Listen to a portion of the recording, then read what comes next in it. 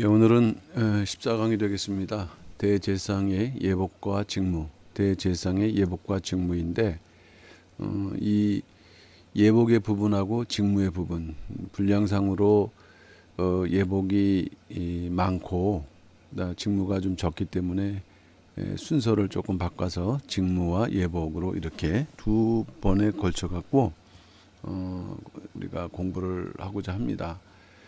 먼저 서론적으로 볼 때 그 대제사장의 직계 가운데에서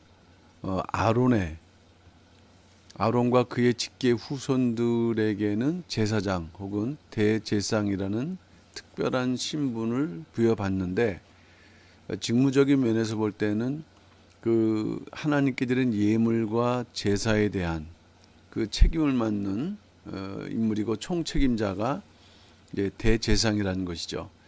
하나님께서는 이 대제사장을 예복으로 구분하셨다. 이렇게 특별한 신분으로. 그래서 제사장과 대제사장의 차이도 예복을 통해서 이제 구별하셨는데, 일반적으로도 옷이라는 것은 옷은 날개다라는 그런 얘기도 있는 것처럼 또 그 사람의 인격이기도 하고 또 신분이기도 하고 또 직임을 나타내는 것처럼, 특별히 하나님께서는 옷을 통해서 구속 경륜을 보여주시되 일단 대제사장을 통한 하나님의 구속 경륜을 보여주고 계시다. 그런 면에서 이 예복이라는 것이 그만큼 이제 중요한데, 여기서 이제 거룩하고 영화롭고 아름답다 이런 개념을 통해서 대제사장이 그 갖고 있는 위치, 또 그러므로 말미암아 하나님을 섬기는 일이 얼마나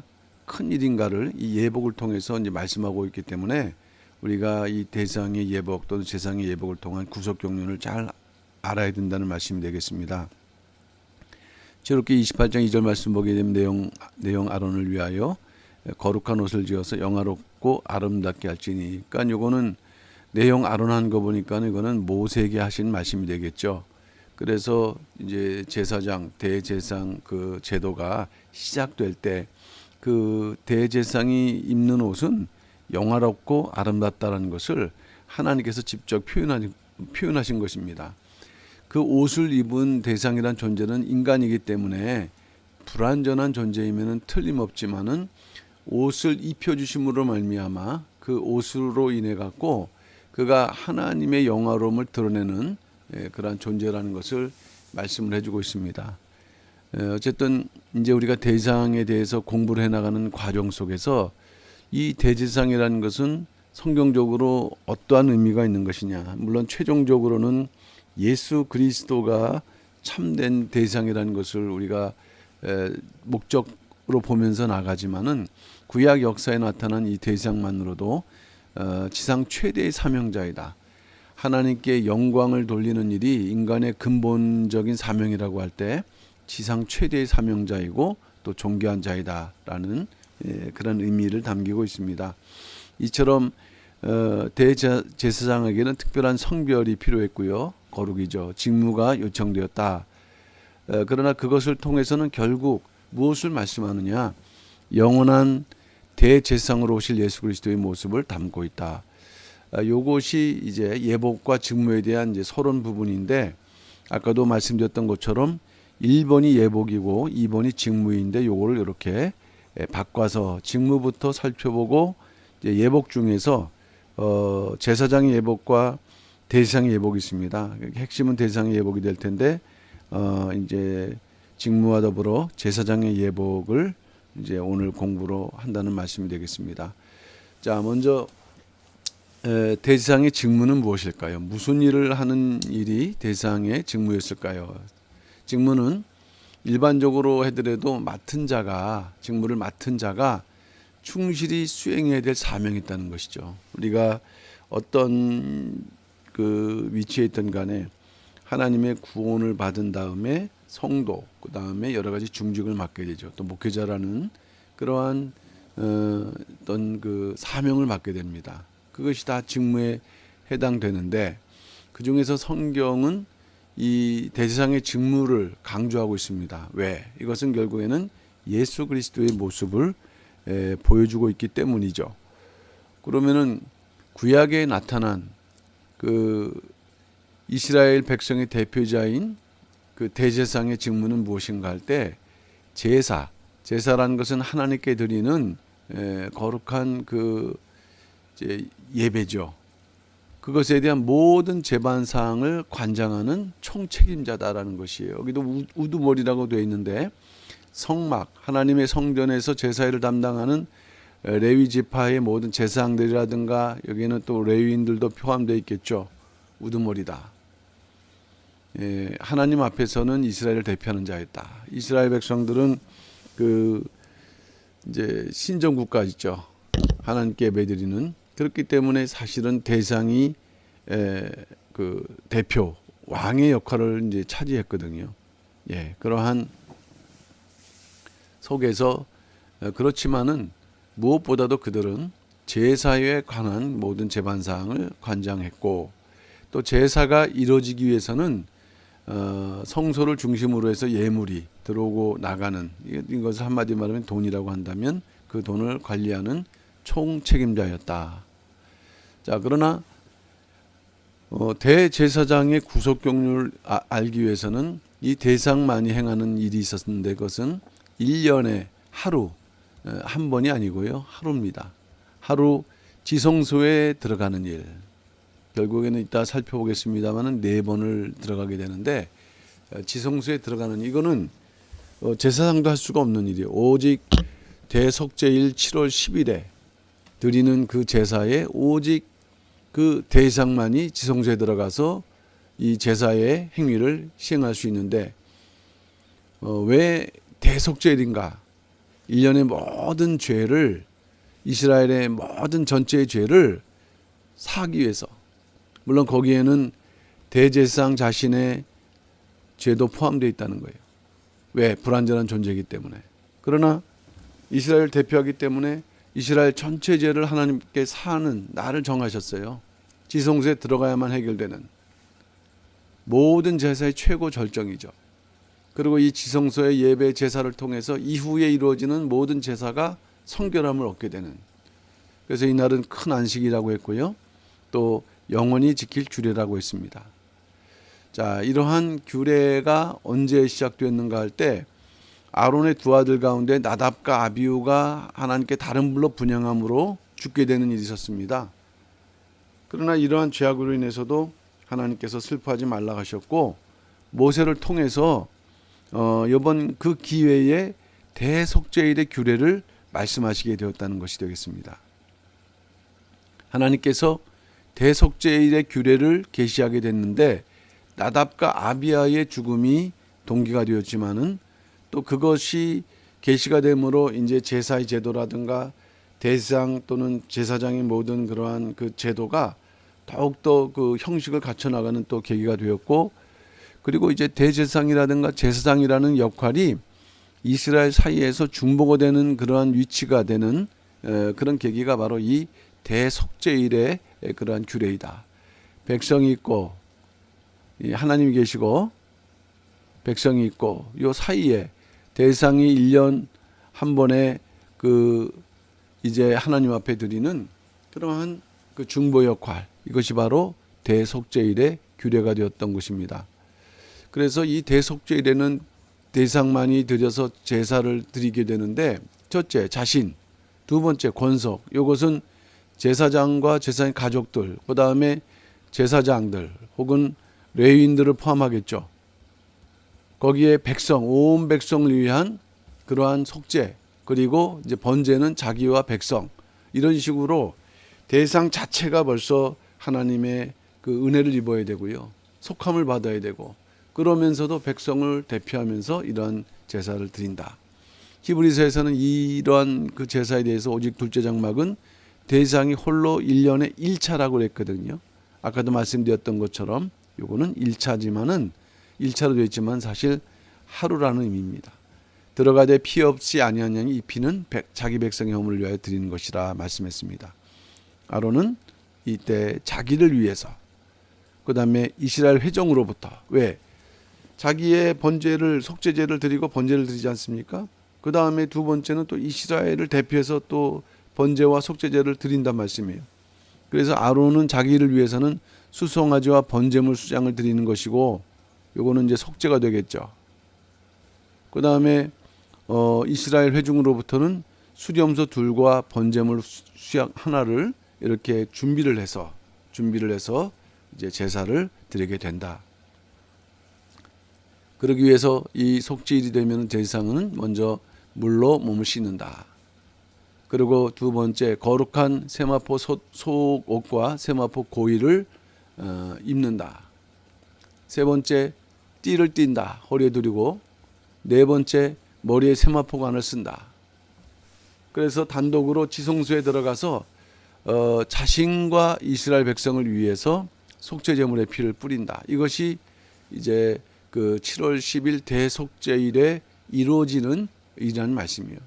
먼저 자신을 씻고, 그다음 하나님께서 명령하신 옷을 갖추고 들어가서 속죄의 피를 뿌림으로 1년의 모든, 그리고 앞으로 이루어질 모든 그런 제사의 성결함을 이제 하나님께 받는 것이죠. 평상시에는 대상은 화려하고 아름다운 옷으로 치장했지만 이 7월 10일 지성소에 들어가는 날에는 이러한 대상만의 그러한 아름다운 예복, 에봇, 판결, 흉패, 에봇 받침 겉옷은 입지 않고 오직 성결을 상징하는 세마포 옷을 입고 들어간다는 것입니다. 이것은 대상의 겸손함을 의미하는데, 겸손한 의미는 결국 중보자이시고 죄를 성결케 하시는 예수 그리스도를 상징하는 내용이 되겠습니다. 이 지성소는 일반인은 저는 들어갈 수 없고 제사장도 들어갈 수 없습니다. 오직 대제사장만 1년에 한 번, 그것도 한 번 하나님께 정하신 그 날과 방식으로만. 레위기서 16장 2절 말씀 보면 여호와께서 모세에게 이르시되 내용 아론에게 이르라 성소의 장 안 법궤 위 속죄소 앞에 무시로 들어오지 말아서 사망을 면하라. 어쨌든 대제사장 외에는 누구든 어떤 목적이든 아무리 선한 그런 이유든 간에 오면은 사망을 당할 수밖에 없다. 여기서 장 안이라고 했는데 이것은 성소와 지성소 가운데에서 바로 지성소, 휘장의 안쪽 지성소를 말씀하는 거고 1년에 하루만 들어갈 수 있다. 그러나 아까 히브리서에서는 1차라고 아까 이제 제가 언급을 했긴 했는데 요거는 1차가 아니라 그 하루를 이렇게 표현한 것일 뿐 4번 정도 지성소에 들어간다. 4번 정도 지성소에 들어가는 것을 우리가 그 순서를 통해서 어떠한 일이 있었는가, 또 어떤 일이 있었기에 4번이라고 우리가 말씀할 수 있을까 하는 것입니다. 자, 그러면 여기에서 대제사장이 대속죄일에 지성소에 들어가는 절차 4번이라고 그랬습니다. 자, 첫 번째는 어떻게 들어갈까요? 일단 향로를 취한다. 향로를 취해서 그 향로 안에 단에서 제단에 피운 불을 갖다가 일단 채운다. 그리고 곱게 간 향을 거기다 채우면은 이제 이 향이 불에 타겠죠. 그러면 향연, 이 연기가 나올 것 아니겠습니까? 이 향연으로 대제사장과 증거교의 속죄소 그 사이를 가리는 거죠. 그러면서 대제사장이 죽음을 면하게 된다는 것입니다. 향로가 바로 그런 의미가 있는 거예요. 직접 하나님을 대면할 수 없는 인간의 그 연약한 인간, 죄악된 인간, 그것을 가리는 역할을 하고요. 그러면 이제 두 번째 나오는 것은 분향하고 나오죠. 왜? 이제는 피를 뿌려야 되기 때문에. 자, 피는 아까 두 가지, 자기가 준비한 제물이 있고 백성들이 준비한 제물이 있다고 했는데, 먼저는 수송아지 피, 이거는 자기를 위한 속죄입니다.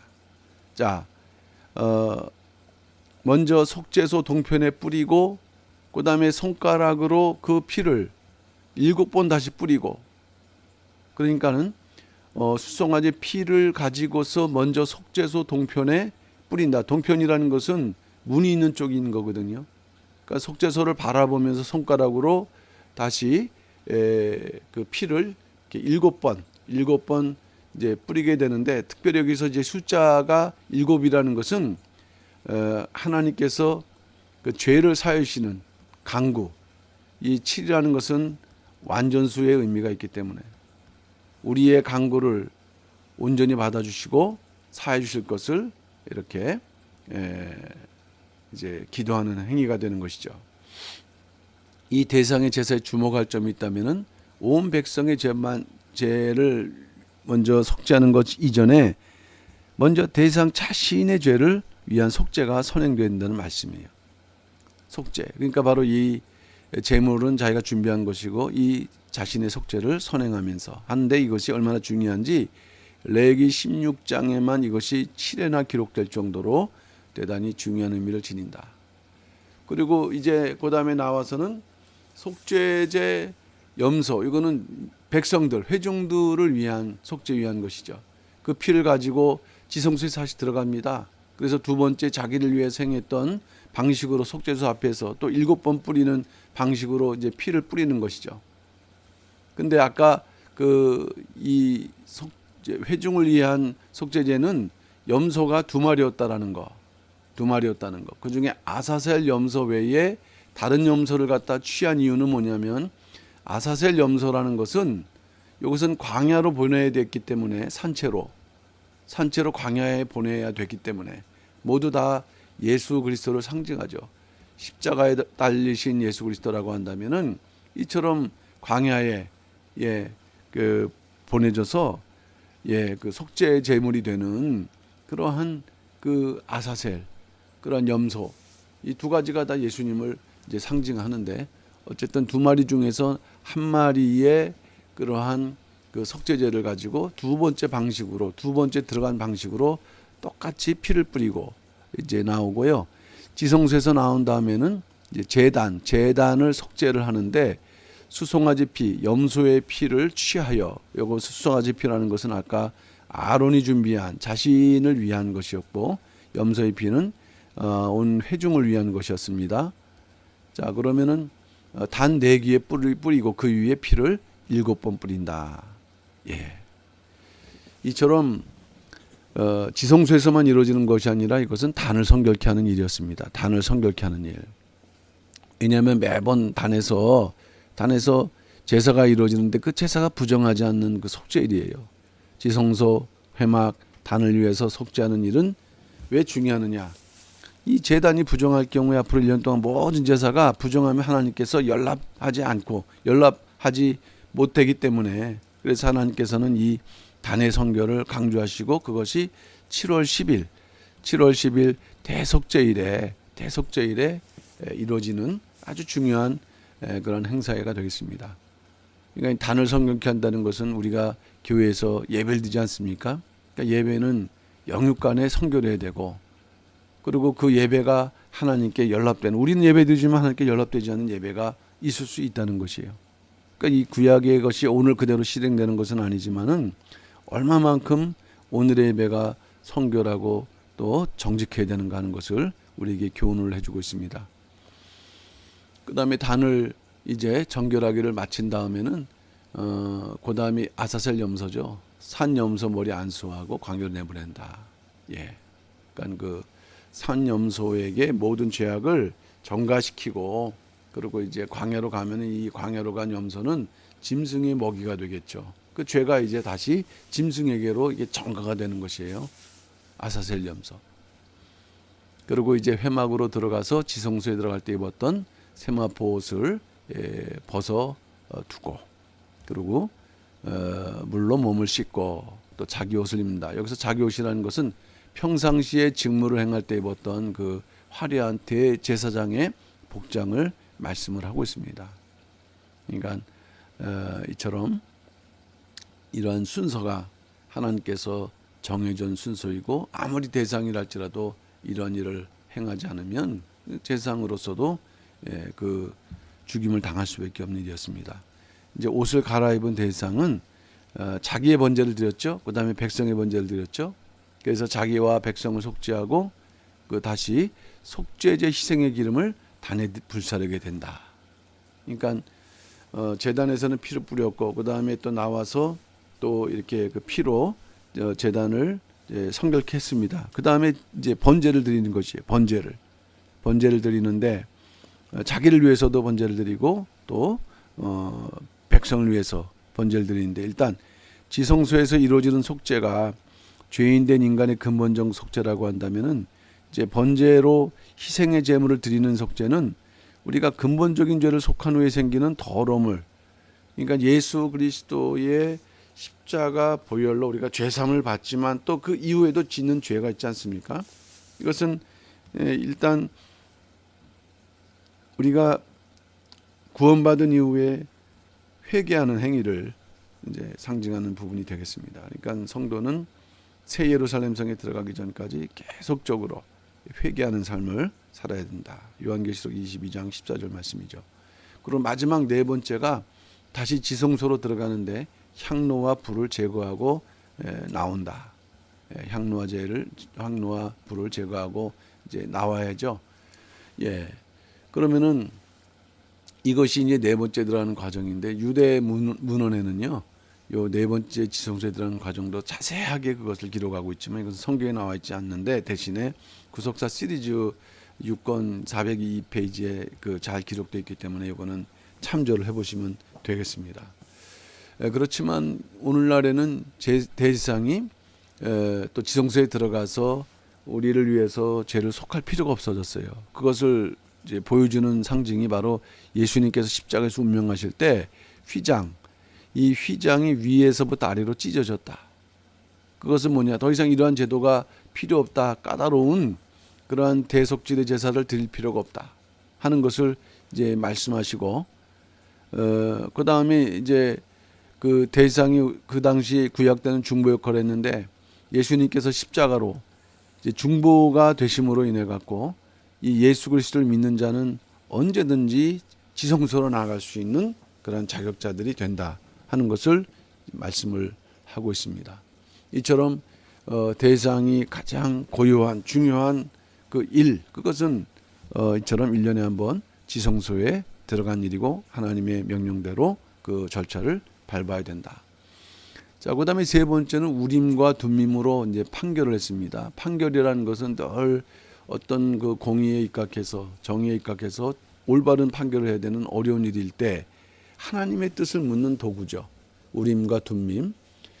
이것이 대상 입는 예복 중 에봇에 부착된 판결 숭표 안에 보관되어 있어 그 모양은 사실 성경에서 자세히 말씀하고 있진 않습니다만은, 어쨌든 이것은 하나님의 판결의 응답을 받는 방법이 되겠습니다. 그 당시에 대표이기 때문에 많은 사람들이 대상에게 묻겠죠. 근데 대상도 답하기 어려운 부분에 대해서 이렇듯 이제 그것을 결정할 때 하나님께 묻는 도구. 결국 국가의 중대사에 대해서 하나님의 옳고 그름을 물을 때 제비뽑기의 도구로 등장하는 것이 우림과 둠밈이다. 모양에 대해서는 알 수 없다 그랬죠. 그러나 우림과 둠밈, 하나는 긍정적인 것이고 하나는 부정적인 거라 할 때 어쨌든 뭔가 반응이 긍정적인 거냐 부정적인 거냐를 통해서 방향과 방법과 길을 알 수 있었던 것입니다. 우림은 빛을 뜻하는 빛들, 복수형이고, 둠밈은 온전함을 뜻하는 완전함의 의미가 되는 거예요. 빛들의 완전함. 그러니까 빛과 완전함. 하나님께서 내리신 판결은 영원히 변치 않는 완전하다는 뜻이므로 인간은 하나님의 그 판결에 대해서 절대 순종해야 된다. 이 우림, 히브리어 알파벳 보게 되면은 첫 글자가 알렙이, 영어로면 A가 아니겠습니까? 둠밈, 끝 글자는 타우, 영어에서는 Z예요. 또 우리가 그 신약 성경에서도 알파와 오메가요라고 이제 말씀하시는데, 그것의 의미는 뭘까요? 처음과 나중이시라는, 모든 것의 표현 아니겠습니까? 모든 역사의 원인과 결과가 예수 그리스도다라는 것을 표현할 때 이 우림과 둠밈 속에서도 이와 같이 모든 그 역사가 하나님께 있다, 예수 그리스도이시다라는 것을 말씀하고, 그 판결이 올바르며 인간은 절대 순종해야 된다. 어쨌든 하나님의 절대 주권에 맡기는 거룩한 도구입니다. 사람의 판단이 관여할 수 없는 최종적인 판결권을 행사하는 통로였어요.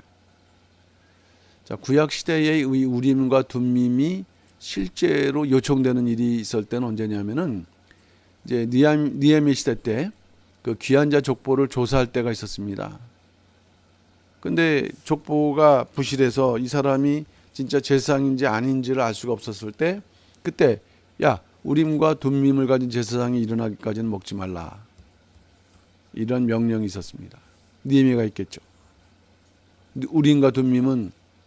그러나 우림과 둠밈은 주전 586년 예루살렘뿐만 아니라 성전이 소실되고 파멸될 때, 또 바벨론으로 끌려가면서 사라졌을 가능성이 크다. 그렇기 때문에 우림과 둠밈을 간 제사장이 일어날 수가 있습니까? 없죠.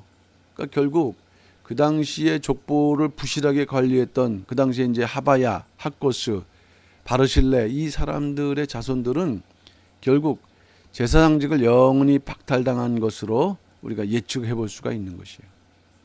그러니까 이거는 억울하다 하기에는 평상시에 그 포로 생활하면서 자기네 족보를 귀중하게 여기지 않았다는 그 결과이기 때문에 사실은 이거는 억울해할 것은 또 아닌 것이죠. 어쨌든 이 모든 것들은 영원한 판결, 변함없는 판결, 그것은 신구약 성경의 판결을 예피한다. 가장 공평하고 완전해서 결국 빛으로 나타내지는 판결, 그 판결을 우리는 온전히 인정하고 믿고 살아가야 된다. 마지막 때는 백보자 심판의 판결도 있어요. 이거는 완전한 판결이죠. 믿는 자는 이 백보자 심판을 당하지 않는다고 했습니다. 그러니까 우리가 이 믿음을 잘 지켜서 우리가 심판을 넘어서서 오히려 하나님께서 영원한 상급, 영생의 축복으로만 갚아주시는 삶을 살아야 될 줄로 믿습니다. 마지막 네 번째는 이 대상의 직무 네 번째는 도피성으로 도망친 자를 살리는, 직접 살리는 게 아니라 이러한 그 권한이 있었다는 말씀이 되겠어요. 도피하는 성읍, 받아들이는 성읍.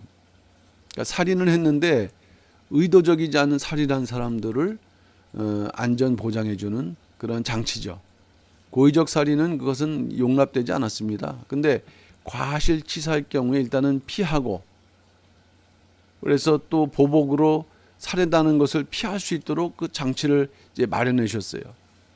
고의로 살인한 자는 제단으로부터 끌어내서 죽임을 당한 반면에 이런 장치가 있었다는 것이죠. 이 도피성은 요단강 동편의 3곳, 요단강 서편의 3곳, 총 6군데가 있었고, 어떤 지역에서라도 하루 만에 이 도피성에 이를 수 있도록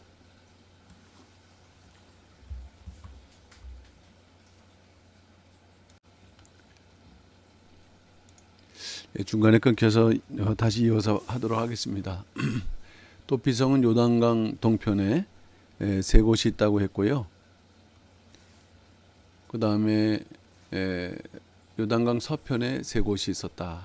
그래서 어느 지역에서도 하루 만에 도피성에 이룰 수 있도록, 그러니까 부득이하고 그 피해가 당한 자가 없도록 한 48km 이내에 위치했다고 합니다. 그리고 유대 전성에 따르게 되면은 길목 요소에 도피성이라는 팻말이 세워져 있어서 누구든지 도피성을 인식하고 그걸로 억울함 당하지 않도록 도망갈 수 있도록 조치가 되어 있었고, 도피성 방향으로는 약 14m 폭의 길이 이렇게 닦여져 있었다고 합니다. 모세율법에 따르면은 우발적인 살인을 저지른 자가 피해 보수의 복수를 당하지 않도록 이렇게 그 도피성에 머무르는데, 이제 대제사장이 죽게 되면 사면이 된다는 얘기예요. 사면. 그 도피성에서 나올 수가 있다는 거예요. 만약에 대제사장이 살아있는 동안에 나오게 되면 그 사람이 죽임을 당해도 누구도 책임이 없는데, 반대로 대제사장이 죽게 되면은 사면이다, 자유롭게 나올 수 있다는 것. 이것은 무슨 구속사적인 의미가 있을까요? 그 당시만 하더라도 대속사역을 담당했던 대제사장의 죽음은 살인자의 핏값을 지불하는 것인데, 이것은 영원한 대제사장이신 예수 그리스도께서 십자가에서 죽으심으로 믿는 자는 모든 죄값을 탕감받고 죄와 사망에서 해방을 받아서 영원한 구원을 받게 된다는 것을 예표를 하고 있습니다. 자, 그러면 이제 다시 첫 번째 이 오늘 내용의 사실은 첫 번째 그 내용이 되겠습니다. 예복. 예복이 그 제상 예복과 대상 예복 내용이 연결되어 있으면서도 또 분량이 많기 때문에 말씀드렸던 대로 이 직무를 먼저 했고요. 또 이 직무를 우리가 해야 예복을 먼저 해야 직무 의미가 좀 더 올바로 이해가 됐었을 텐데 이제 예복의 내용을 공부하면서 첫 번째는 제상 예복에 대해서 살펴보도록 하겠습니다. 하나님께서는 대상식의 영광과 거룩함과 아름다움, 더 나아가서 그것을 통한 구속 사역을 나타내기 위해서 특별한 옷을 만들게 하셨고 입게 하셨다. 여기 보게 되면은 제사장이 입을 수 있는 옷과 일반 제사장이 입는 옷, 공통적인 것이 있고 그 다음에 오직 대상만 입을 수 있는 옷이 있는데 일단 대제사장이 입는 의복에는 흉패가 있고요. 에봇, 겉옷, 반포 속옷, 관, 띠에서 하나, 둘, 셋, 넷, 다섯, 여섯 개로 우리가 살펴보았을 때 여기에서 반포 속옷, 그 다음에 띠, 관, 고이는 공통으로 입는 옷이다.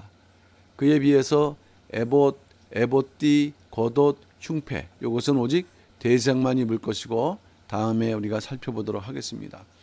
그러면 오늘은 대상과 제사장과 대상이 공통으로 입는 옷에 대해서 구약 성경에 대해서는 구약 성경에서는 제사장의 예복에 대해서 세 군데를 언급하고 있다. 출애굽기 28장 하나님께서 모세에게 제사장의 예복을 만드는 법을 명령하셨다. 만드는 법에 대한 기록이 출애굽기 28장에 기록되어 있다. 출애굽기 39장은 하나님의 명대로 준행한 내용이 이제 이 출애굽기 39장에 기록되어 있다는 것이고요. 그다음에 레위기서 8장 6절 9절에서는 그 제사장 위임식 때 실제로 제사장의 예복을 입는 내용이 기록되면서 세 부분이 각각 다른 내용으로 언급되고 있다는 말씀이 되겠습니다. 그러면 제사장이 입어야 될 옷은 무엇일까요? 첫째로 속옷을 입고 이것은 이제 공통적인 의복이라 했습니다. 히브리어는 케토네트, 또 반포 속옷, 또 이제 표현하는데 세마포로 만든 긴 옷이다. 속옷이라는 것은 겉옷 안에 있기 때문에 살이 닿는 그야말로 통으로 된 옷, 통이 중요하죠. 통.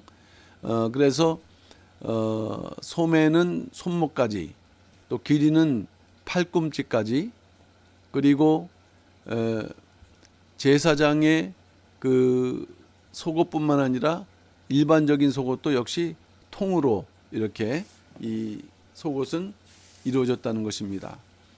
그러면 예수님의 속옷도 위로부터 통으로 짠 것이므로 이것은 찢지 않고 겉옷은 4개로 나눠 갖고 제비를 뽑아서 한 사람 저기 4개로 이제 나눠서 가져갔는데 그 속옷은 그 찢지 않았기 때문에 제비를 뽑아서 한 사람이 이제 가져갔다고 마태복음 27장 35절하고 요한복음 19장에서 기록을 하고 있습니다.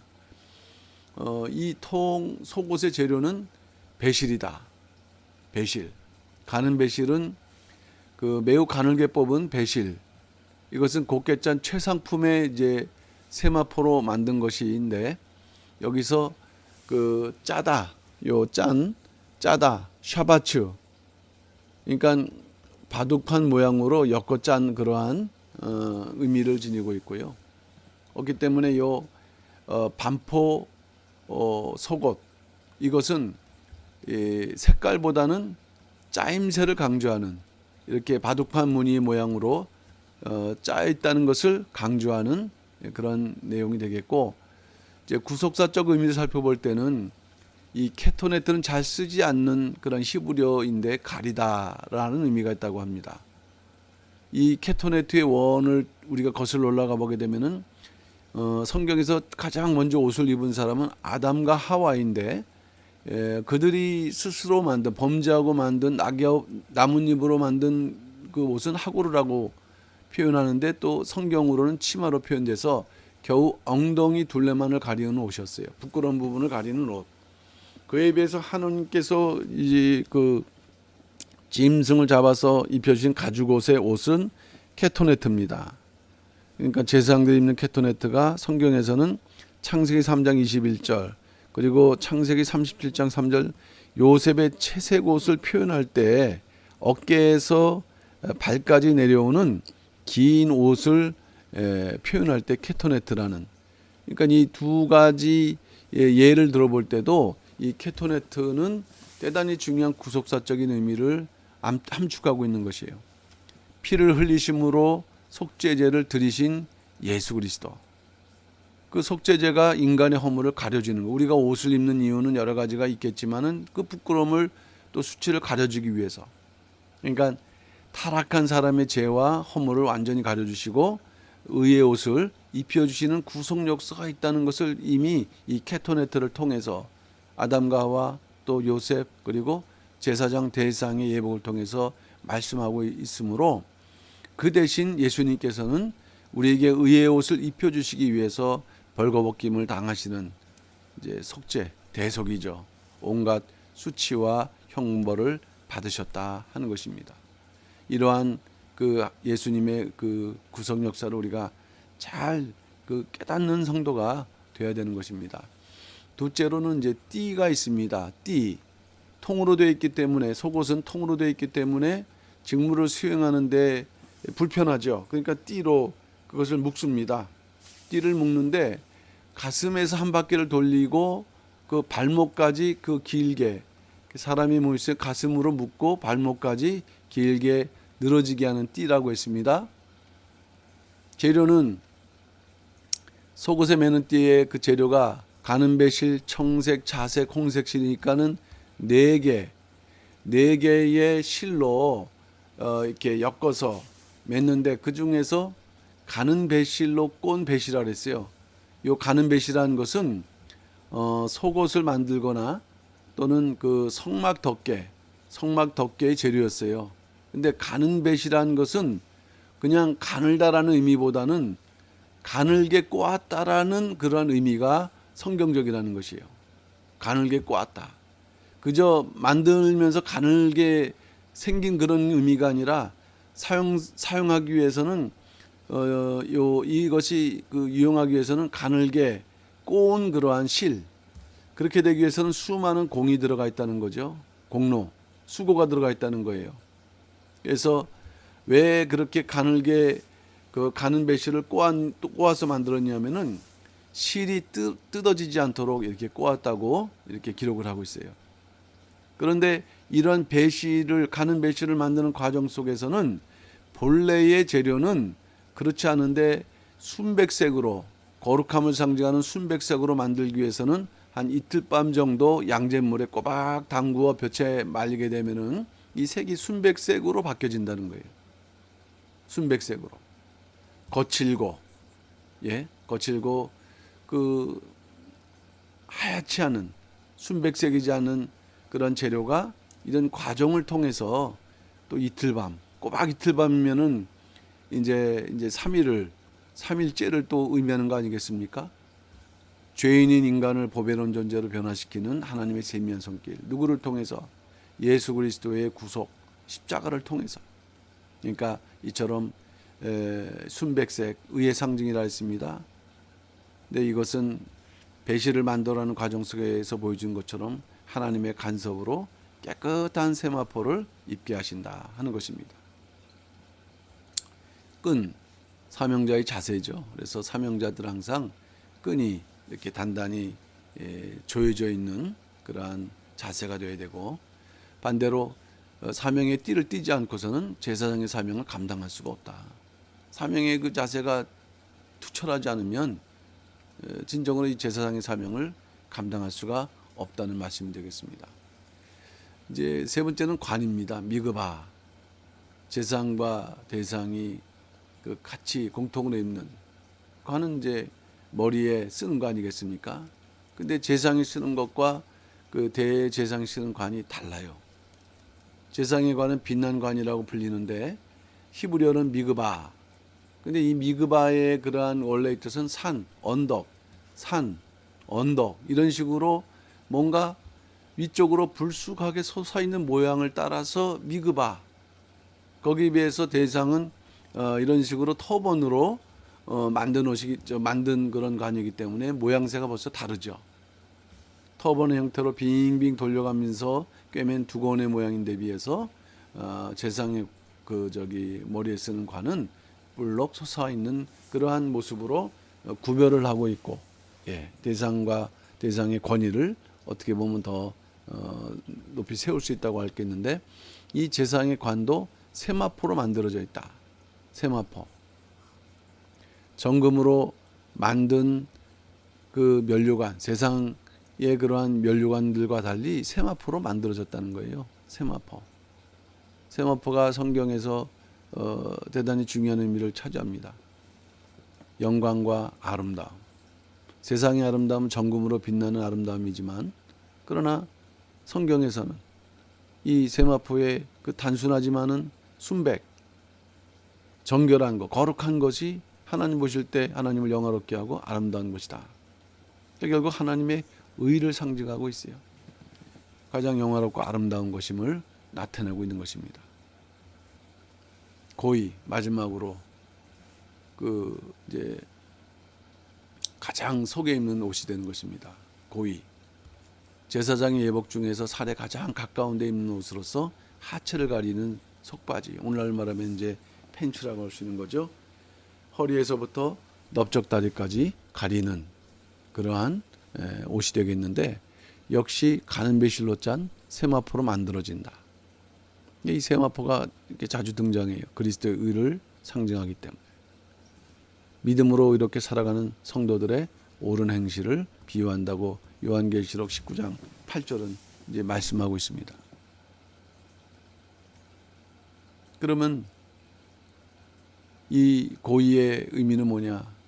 하체를 드러낸다는 그 구약적 의미는 음행을 행한다. 그러니까 너희가 그 고의를 입어서 하체를 가려야 되는 것은 바로 제사장이 음행을 범하지 않고 육체적으로 순결한 삶을 살아야 된다. 예, 그런 의미를 내포하고 함축하고 있는 것이죠. 그러니까 제사장의 순결한 삶, 그것은 오직 세마포가 상징하는 예수 그리스도의 의를 입어야 하는 것. 그것만으로 이제 순결한 삶은 가능하다. 그러니까 결국 계속 세마포가 등장하는 것은 순결한 삶을 살아야 된다 하는 것입니다.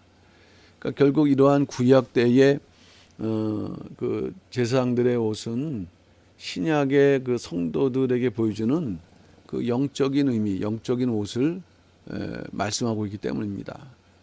구약 시대의 이스라엘은 전체가 제사장이면서도 특별히 그 가운데 레위 지파가 제사장 지파였어요.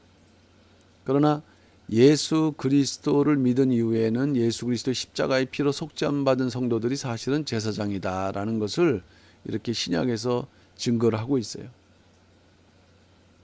그러나 마지막 장차 그러한 새로운 세계가 올 때, 이미 이사야가 구약이지만 예언한 바는 마지막 때 또한 하나님께서 제사장과 새로운 레위인을 세우리라라고 예언할 때, 이것이 예수 그리스도를 통해서 성취된, 결국 오늘날의 그러한 성도들이 바로 이러한 사명을 감당한다면 제사장이 되기 위해서는 그에 맞는 옷을 입어야만 그 사명을 감당할 수 있다는 말씀이 되겠습니다. 어떤 옷을 입어야 되는가? 예수 그리스도의 복음의 제사장으로 부름받은 우리는 어떤 옷을 입어야 되는가 할 때, 똑같은 옷, 구약과 똑같은 옷을 입을 필요는 없다. 그러나 그의 그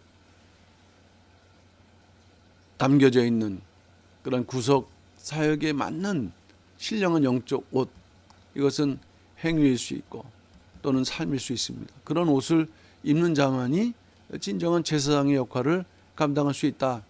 첫째로 의의 옷을 입어야 된다. 의의 옷. 이 의의 옷을 입지 않고서는 절대로 구원도 없고 또 제사장 될 수 없는 것이죠. 시편 130편 9절에서 보면 주의 제사장들은 의를 입고 의를 입으라 해서 옷처럼 보이지 않는데 어떻게 입느냐.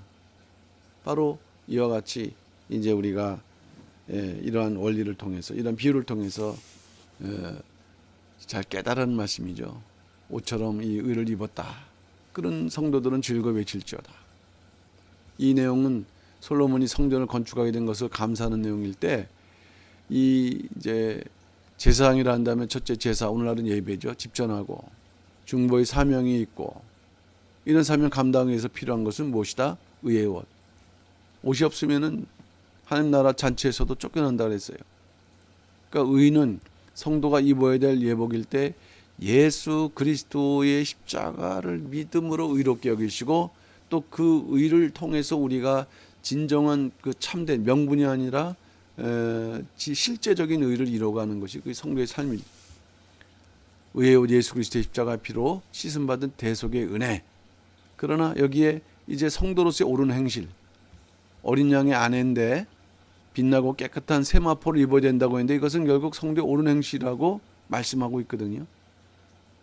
그러니까는 예수 그리스도의 십자가의 피를 먼저 우리가 마음과 믿음으로 받아야 되는 것, 그리고 그대로 살아야 되는 것. 옳다는 것은 하나님의 말씀대로 살아가야 된다는 거 아니겠습니까? 그럼 마지막 한 번의 전쟁, 하늘의 군대로서 사단 마귀와의 세력과의 싸움을 싸우는 그러한 군대가 있는데, 그 군대의 그 전투복도 희고 깨끗한 세마포라 했어요. 이 하늘의 군대는 천군 천사가 아니라 성도라 했습니다. 성도.